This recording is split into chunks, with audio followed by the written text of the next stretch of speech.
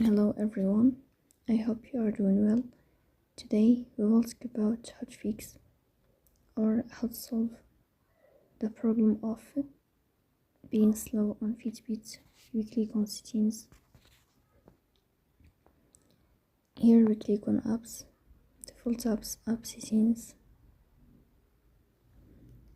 On above you search about Fitbit and we click.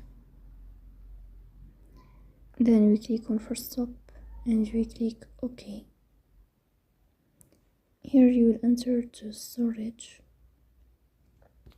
Then we click on clear cache.